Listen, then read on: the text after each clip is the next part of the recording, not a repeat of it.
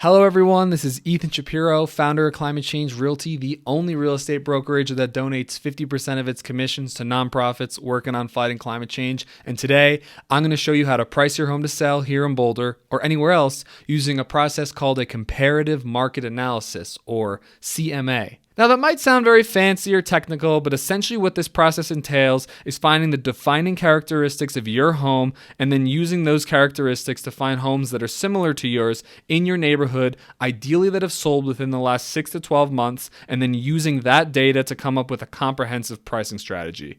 Now this is the same methodology that every single real estate agent you've ever met has used to price a home, and I'm going to show you how you can do it. Now, typically I would use more comprehensive data from the MLS to do this process, but for the sake of this video, I'm going to use data that is publicly available on Zillow. All right, so welcome to Zillow. Here we are. I've also got my Excel spreadsheet down here, which is going to be really useful for this process. We're going to go ahead and pull up a random house in Boulder. Let's go with something. There it is, Boulder, Colorado. Beautiful. Very few homes for sale at the moment. Let's go ahead and go over to Mapleton Ave, and let's go with 20th. So this is a big house, so we're probably not going to use that. Let's use the neighbor. Let's use 1913 Mapleton Ave in Boulder, Colorado. So the key details I'm going to be looking out for is address, listing price, sale price, and then DOM, which is days on market, and then number of beds is pretty important. So we're going to write bed for that. We'll write beds, and then baths as in number of bathrooms. And then I'm going to write SQFT for total square footage of the house. And then I'm going to write lot for lot size, which is the total size of the lot that would be for sale. And then I'm going to go with year built. I'll just write year. And then I'm just going to make a category for condition. So let's go ahead and look at this property, and we're going to try and get a price for it. Zillow says it's worth $1.7 million. You can see that in the Zestimate. They're just not going to do as good a job as a human analyzing the property. So we can go ahead and fill in the address, 1913 Mapleton Ave. Let's go ahead, and we're going to leave listing price blank, so we'll put an X there, and sale price blank, and days on market blank, because that's the data we're going to collect from the other properties, but this one's obviously not for sale yet, so we're not going to fill that in at this time. So we can see that the property, according to Zillow right here, we have the main information we're looking for. 4-bed, 2-bath, 2,100 square feet. And now if you want to find the lot information on Zillow, it's not as easy right here at the top. What you're going to want to do is you're going to want to click home details. And then this is going to give you a broad overview of the property. And when you get to this facts and features section, you can see it has a lot of details in the house, tells you about the appliances and the laundry. We're looking for the lot size right now. And as you can see, this is a 7,275 square foot home. So we're going to go ahead and plug that into the lot section. Now this is the data that I've found to be most useful. I would say the least useful piece of data, as you can see right here, year built 1900. That's probably the least useful data because people do renovations and keep their houses in good shape, but you never know when that's going to come into factor. And now we're lucky that this property happens to have some photos. So we can actually kind of quickly try and determine the condition. But obviously, if you live in your home and you see what other homes look like that are selling, you can kind of get a feel for what your kind of condition your home is in. So this one, it looks pretty decent. It doesn't seem to have any major issues. Looks like it's kind of an older style. It's not like super modern, but it's also not poor condition. That's definitely an older kitchen style for Boulder, I would say. Got the old heating, some old floorboards, but I would say this probably is I would give it just a good. I don't think you need to go too crazy on it. You're not going to know the perfect condition in every detail, but I like to just take notes, essentially, this condition part. So I'm just going to go ahead and call this a good. So now we've got our base information here of what we're going to be comparing the home to. So now what I'm going to do is I'm going to hit X, and I'm going to show you how you can find comparable properties. So here's our subject property. And rather than looking for homes that are for sale, which you can also do to price your home, we're going to go ahead and look at sold homes. I think that gives you the most useful data. And then we'll take into account market conditions later. But when you hit the sold button up here on Zillow, you actually can start to see these yellow dots come up, and that will give you the information about what homes have sold in the neighborhood recently. So again, keep in mind, we want the most recent data possible. So we're going to look for homes that have sold within the last year. So let's look at this one, 2-bed, 3-bath. So if you look right here, it says sold on July 3rd, 2019. So that's too old. So we're not really going to want to use that one as a comparable. Let's see what's going on over here. 1.4 million. Okay, this wants me to click on this one. So let's click on this one. All right, so this is a next door neighbor, and look at that. It's sold on July 26th of 2021. So here what we're going to do is we're going to go ahead and fill in this information. 2005 Mapleton Ave. And okay, so now this is giving me the sold price, and what we're going to want to do is find the listing price. So we know what they put it up for sale for, and then we actually can see here what it actually sold for. But this is not the best place to look for that. Let's go ahead and get this information quickly before we fill in the other details. If you keep scrolling down on Zillow, eventually you're going to reach this section, which is the price and tax history. Now, as you can see, this is going to give us the days on market, list price, and sale price, which is really the information that we're most interested in. So as you can see, this home was listed for $1.5 million on June 10th in 2021. So let's go ahead and fill out 1.5, 1, 2, 3, 4, 5. And then you can see that it actually sold for $50,000 less at 1.45 million. So that's the sale price and the list price. 1, 2, 3, 4. 1, 2, 3, 4, 5. And I'm going to go ahead and put these dollar signs here. So now you can see, 14 million. That's not right. So yeah, that'd be pretty good, wouldn't it? But yeah, so you can see here that the home sold for $50,000 less than asking. So they asked for 1.5 and it sold for 1.45. So that's a good thing to kind of get a feel for. And you can see that it was on the market on June 10th and it was off the market, sold on July 26th. So we can kind of assume that it was on the market for about 56 days. So we're going to write 56 on days on market. Now we can fill out the rest of the information. So it's a 3-bed, 3-bath, 2,338 square foot home. And then again, if you want to see the lot size, you have to go up to home details. So look at this. This is facts and features. It looks a little bit different than our place. So if you hit see more facts and features, you should be able to find the lot size somewhere. So let's see if we can find it in here. Look at all this information you can get about their house without even knowing who lives there. So here it is. Look at that. The lot size is right there. So that one's 3,920 square feet. And let's see, when was the home built? See, that information has got to be here somewhere. 1915, the home was built. So now let's go ahead and look at the photos. We happen to have photos because this home was sold recently. So right off the bat, it seems to be a little bit nicer than the one that we're looking at, the one we're trying to get a price on. Let's see what it looks like inside. Everything seems to be really well kept at this place. Yeah, so it's got like an older style, kind of like ours, but a little more of a regal feel. Looks like there's probably been some renovation work in this house. Let's see what the kitchen looks like. Yeah, so it looks like the kitchen was remodeled not too long ago. I would go ahead and call this okay, this is a pretty nice house, I would say. And the person who's staging it did a pretty good job. Yeah, so we'll go ahead and look at that. Really nice woodwork. So I would go ahead and call this maybe a great condition, if not maybe like excellent condition. This is just the words that I use. You can kind of, again, it's just a guideline. But yeah, so now you have one comparable property. I'd say that's pretty good. The main difference is the lot size. They were built around the same time, similar size, and this one sold for 1.45. So we're kind of on our way here. So what you want to do, again, X out, and you want to look for another property. So we've got one right next door, same thing. So this one is 2322 20th Street. And the reason I'm filling this out right away is because I can see that it was sold in 2021. Okay, so again, we have the sold information here. So we're going to want to scroll down and find the pricing history so we can get a feel for what it was listed for. So this home was listed for $1,375,000. See if I can get the zeros right. 1, 2, 3, 4. Nope, 13 million. That would be great. Okay. And then looks like it went under contract in 4 days, which is pretty impressive. And then it sold for $20,000 over asking at $1,395,000. So again, got the zeros wrong there. So now we can see, so again, looking at the days on market, it was on the market for 4 days before it went under contract, but I consider days on market is from the time the home is listed to the time the home is sold. And that's how most people will keep track of this kind of stuff. So it looks like this one was actually only on the market for about 25 or 26 days. Let's go ahead and put 26. And that's really, really impressive for a home sale. So that's a great sign for your neighborhood or market conditions in your area. So again, 3-bed, 3-bath. Looks like it is 1,573 square feet. So smaller than our property.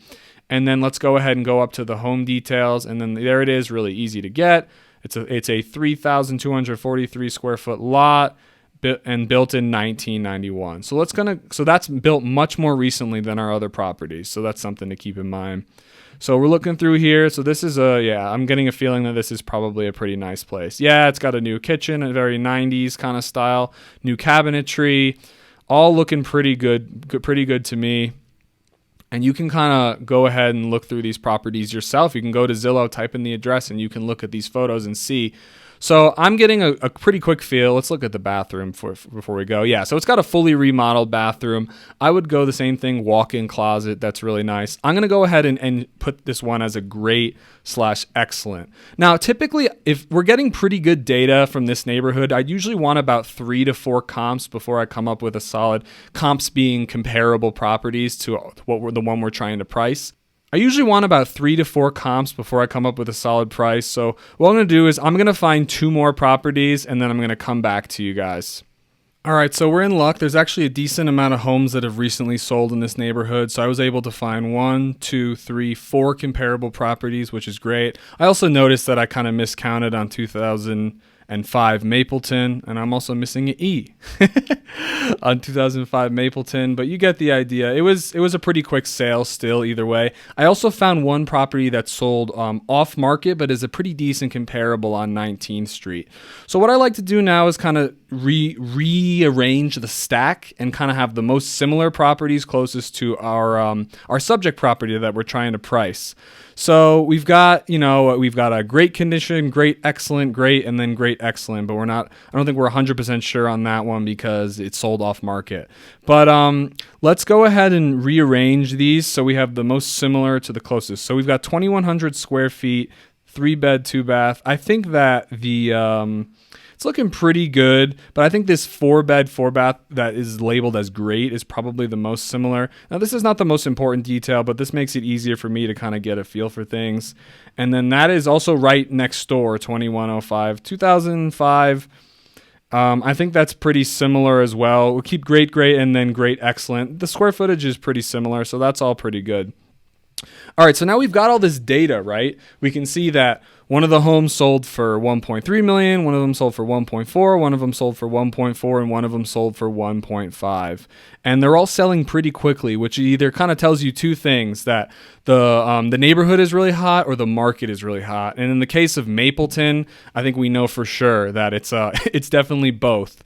So now let's go ahead and before we make a pricing analysis, most of these subject properties sold in 2021. So what we're going to want to do is actually adjust the appreciation and get the current market value of these properties that previously sold. Now, this is not an exact science, but what I'm going to go ahead is I'm going to add a 2022 sale value here. And I have a lot more robust data on this in the MLS and through my real estate tools, but I want to keep this video usable for anyone. So what we're going to do is use a tool that anyone can access, and that is the Federal Reserve Housing Price Index. So what you can do is you can go up to the top of the search bar, and type in Boulder House Price Index. And it's coming up already. So what you can do, and then you see all transaction house price index for Boulder County, because we're talking about the city of Boulder. We want to be more specific. Here it is. Now, this is the Federal Reserve's official data website. This has the housing price index for Boulder, Colorado, going all the way back to 1978.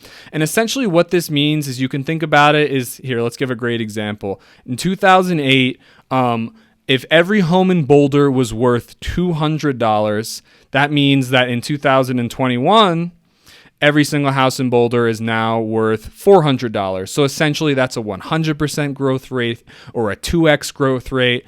And that's kind of how you can understand this house price index. This takes all the data from all the homes that have sold and makes it an index. So let's go ahead and make this a little bit easier by dragging it into the 2020s. And now we can see that. So let's go with let's see, quarter two of 2021, houses were selling for 386 is the index, and at the end of the year it was 414. So what you're going to want to do is, let's go back into Excel and we can divide let's make it 415. So we're going to go ahead, equals 415 divided by, what was it, 385. And what that gives you is 1.79 or 1.7 whatever. So let's just round up to 1.08, right? So what that means is that homes have increased by 8% in the last 2 quarters of 2021. Unfortunately, we don't have data for 2022. So let's, for the sake of this example, use an 8% growth rate. So then what I would do is I look at this home, 2105 Mapleton, and see that it sold for 1.3 in 2021. I'm going to go ahead and multiply that by 1.08 to get today's price. Now, this is a really important thing to do because home values are always continuing to rise. So now I can hit equal and see, wow, it's worth almost more than $100,000 more. And if you grab this little button and you drag down, now you can see the actual value of these comparable properties in today's dollars. So now this is the kind of point where we want to look and see. It's like, okay, we had a property that's in good condition. We had one that's two that are in great condition and 2 that are kind of getting into the excellent field. So what's interesting is you can see that this one that I said as great sold for more than one that I said as excellent. And you can also look here and see the square footage is different. The one that sold for 1.5 was 15 or 1600 square feet, and the one that sold for 1.56, which is $60,000 more, which is nothing to kind of snuff at, sold for was a few hundred square feet bigger. So that's something to keep in mind. So we can see that our property is 2,100 square feet, but it's not in the same condition as the other properties. What else do we kind of have working for us? You can kind of see right away what kind of price range we're in. We're somewhere between 1.45 and 1.6. And, that's a pretty big range, but in this price bracket, I would say that kind of makes a lot of sense. So we want to kind of hone in on this. What is our home worth? If you live in the home, you're probably biased, but if you can that's why I always think it's really great for you to have 2 opinions. I think that you should do the market analysis, and I think you should have your broker do the market analysis, and then you both should kind of compare what results you come up with. So the key difference here is that all of these homes have a lot size that's almost half the size of ours. So I think that kind of bumps us up. But again, the interior of the home is going to make a big difference. But as an area expert in Boulder, I know that this means that this home has a backyard, and essentially these homes don't. So that really can increase the value a lot. So the question is a backyard going to increase the home by more than the difference in square footage inside? Again, it's never going to be a perfect science, but based on the data we've collected today, I'd probably put this home somewhere between 1.5, 1, 2, 1, 2, 3, and 1.6, 1, 2, 1, 2, 3, 4. And then let's go ahead and put dollar signs. And that would kind of be the price range that I'd be playing if I was going to list this house. You can never go wrong by listing your home a little bit lower than you think it's worth, because again, that's going to increase the demand, increase the buyer pool, which will inevitably increase the chances of having a bidding war. And then at the end of the day, the sales price is really what you want to be high, not the list price. So based on what we've collected today, it's not as fancy as the other houses, but we know that market conditions in 2022, appreciation has continued to go up. So I would kind of settle right about $1,550,000 for this particular house. And as you could see, if we go back to Zillow, let's go back to Zillow and look before we kind of sign off here. I think Zillow had it at, oh God, we're in a mess of sold houses in Boulder. All right, we're back to Mapleton. Oh, well, there's one of our comps. So we are at 20th in Mapleton next to the big house. Zillow says it was 1.7. So again, Zillow was not far off, but I mean, if you consider $150,000 far off than it was. And this was just a really quick example that I came up with. Again, this wasn't a perfect science. I didn't go too far into detail. There's other information we could have brought in. And you could really, if you're an area expert, you can bring in even more information. But I just kind of wanted to give you a feel for how I do this process. I've done this, if you can't tell, I've done this like maybe hundreds of times by now. And you're not going to get down to the decimal point, but you can get really, really close. Now, a bracket of $100,000 would be a really big deal if you were selling a home for $300K. It's like, oh, maybe I should sell it for $400 or $300. That's a big difference.